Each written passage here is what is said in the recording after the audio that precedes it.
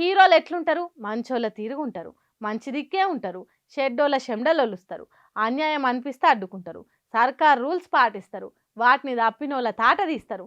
అది చూసిన మనం అబ్బా గిట్లుండాలిరా మనిషి అంటే అని ఈలలు కొడతాం. కానీ సినిమాలలో ఉన్నట్టే బయట ఉంటారా హీరోలు? అంత సీన్ లేదమ్మా. అది సినిమా, ఇది జీవితం. మేము కూడా అందరు తిరగనే రూల్స్ గీల్స్ పాటించుకోమన్నట్టు చేస్తారు కొందరు సినిమా హీరోలు. ఆగు దాంట్లో ఈతగాడున్నాడట. రావయ్య బెల్లంకొండ శ్రీనివాసు.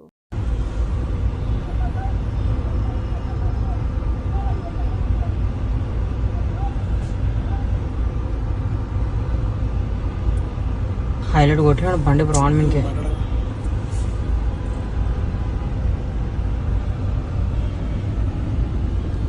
చూసిండ్రా అల్లుడు సీను, హిందీ ఛత్రపతి, సాక్ష్యం, జయ జానకి నాయక సినిమాల హీరో బెల్లంకొండ శ్రీనివాసు రూల్స్ ఎట్లా పాటిస్తున్నాడు?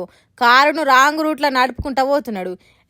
నేను హీరోను, నన్నెవడు ఆపేదన్నట్టు రయ్యమని పోతున్నాడట. కానీ హైదరాబాద్ పోలీసులు ఊకోరు కదా. అందరూ ఓతీరుగా పోతుంటే గీ కారేంది వాళ్ళకి ఎదురుగా పోతున్నదని ఆపిండట. రాంగ్ రూట్లో పోవుడైంది అని అడిగితే ఇగో గిట్లా పోలీస్ కానిస్టేబుల్ మీద కారు నడిపిండు. ఎంత మంచి హీరోనో మీరే అర్థం చేసుకోండి. ఇతగాడు మంచి కోసం పాటువాడే, సర్కార్ పెట్టిన రూల్స్ పాటించే గొప్ప మనిషి అనుకున్నాం. కానీ ఈతనేంది గిట్లా చేసిండు అనిపిస్తున్నది కదా. కానీ కొంతమంది అట్లనే ఉంటారు, సినిమాలలో చూయించినట్టు ఉండరు, రూల్స్ గీల్స్ జాంతానై అన్నట్టు ఎక్కిల్ చేష్టలు చేస్తారు, నలుగురు ముందట నవ్వుల పాలవుతారు. మళ్ళీ ఇతగాడు లక్షలు విలువ చేసే కారును రాంగ్ రూట్లో నడిపింది ఎక్కడనో కాదు, జర్నలిస్ట్ కాలనీలా. అంటే భయం లేని కోడి బజార్లో గుడ్డు పెట్టినట్టు చేసిండు అన్నట్టు. కానీ కానిస్టేబుల్ ఊకోకుండా కయ్యం పెట్టుకున్నంత పని చేసి కారును వెనకకు మలిపించిండట.